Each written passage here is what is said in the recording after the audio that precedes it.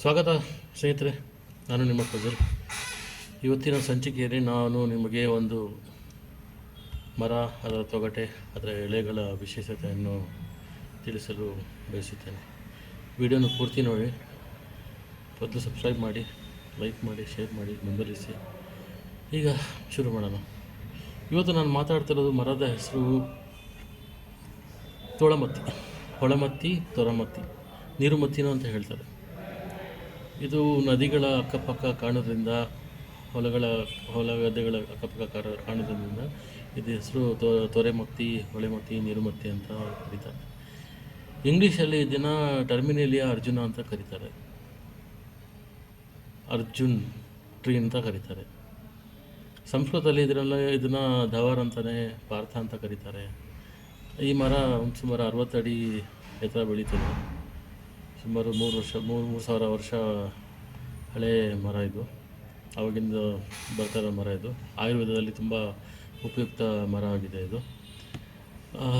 ಇದರ ಮರದಲ್ಲಿ 2 ಥರ ಇದೆ. ಟರ್ಮಿನೇಲಿಯಾ ಅರ್ಜುನ ಅಂತ ಇದೆ, ಟರ್ಮಿನೇಲಿಯಾ ಅಲಾಟ ಅಂತಲೇ ಎರಡು ವಿಧ ಇದೆ.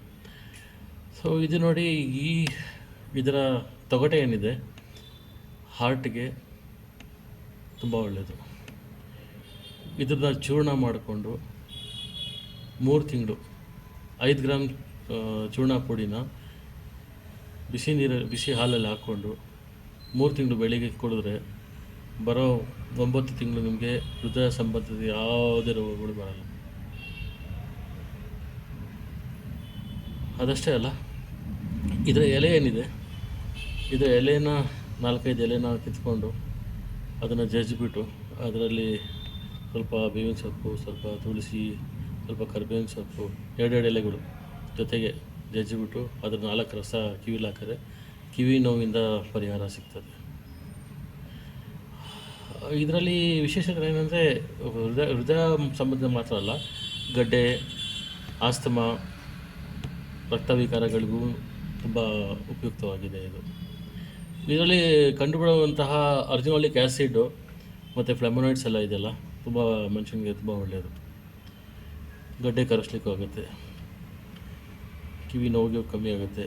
ಮತ್ತು ಈ ತೊಗಟೆನ ಚೂರ್ಣ ಮಾಡಿಕೊಂಡು ಸ್ವಲ್ಪ ನೀರಲ್ಲಿ ಹಚ್ಕೊಂಡು ಚರ್ಮಗೆ ಹಚ್ಚೋದ್ರಿಂದ ಚರ್ಮ ರೋಗಗಳು ಭಾರಿ ಆಗುತ್ತೆ, ಕ್ಲೀನ್ ಆಗುತ್ತೆ.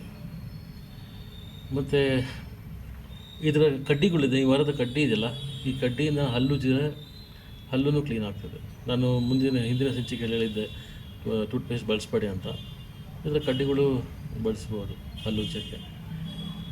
ಮತ್ತು ಇದರಿಂದ ಸೈಡ್ ಎಫೆಕ್ಟ್ಸ್ ಏನಿಲ್ಲ, ಇದು ಟೋಟಲ್ ಆಯುರ್ವೇದಿಕ್. ಇದು ಯಾರು ಬೇಕಾದ್ರೂ ಕುಡಿಬೋದು. ಹೃದಯ ಸಂಬಂಧ ರೋಗ ಇರೋರು ಕುಡಿಬೋದು, ಇಲ್ದರೋರು ಕುಡಿಬೋದು. ರೋಗ ತಡೆಗಟ್ಟಕ್ಕೂ ಇದು ಕುಡಿಬೋದು. ಇದರ 5 ಗ್ರಾಮ್ ಚೂರ್ಣ ನೀರಲ್ಲಿ ಹಾಕಿ ಕುಡಿಯೋದ್ರಿಂದನೂ ಕೂಡ ಈ ಖಿನ್ನತೆ, ಒತ್ತಡ, ಅನಿದ್ರಾ ಸಮಸ್ಯೆಗಳಿಗೂ ಪರಿಹಾರ ಸಿಗುತ್ತೆ. ಏನು ಮಾಡಬೇಕು, 5 ಗ್ರಾಮ್ ಚೂರ್ಣ 100 ml ನೀರಲ್ಲಿ ಹಾಕಿ ಕುದಿಸಬೇಕು.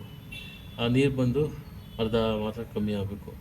ಇದನ್ನು ಬೆಳಿಗ್ಗೆ ಒಂದು ಸಾರಿ, ರಾತ್ರಿ ಒಂದು ಸಾರಿ ಕುಡಿಯೋದ್ರಿಂದ ಇದು ತುಂಬ ಉಪಯುಕ್ತ ಆಗುತ್ತದೆ. ಅದಷ್ಟೇ ಅಲ್ಲ, ಇದ್ರದ್ದು ಇನ್ನೂ ತುಂಬ ಬಹಳಷ್ಟು ಒಳ್ಳೆಯ ಪರಿಣಾಮಗಳು ಇದೆ. ಅದನ್ನು ನಾನು ನೆಕ್ಸ್ಟ್ ವೀಡಿಯೋಲಿ ನಿಮಗೆ ಮತ್ತೆ ತಿಳಿಸ್ತೀನಿ. ವಿಡಿಯೋನ ಬೆಂಬಲಿಸಿ, ಸಬ್ಸ್ಕ್ರೈಬ್ ಮಾಡಿ, ಶೇರ್ ಮಾಡಿ. ಧನ್ಯವಾದಗಳು.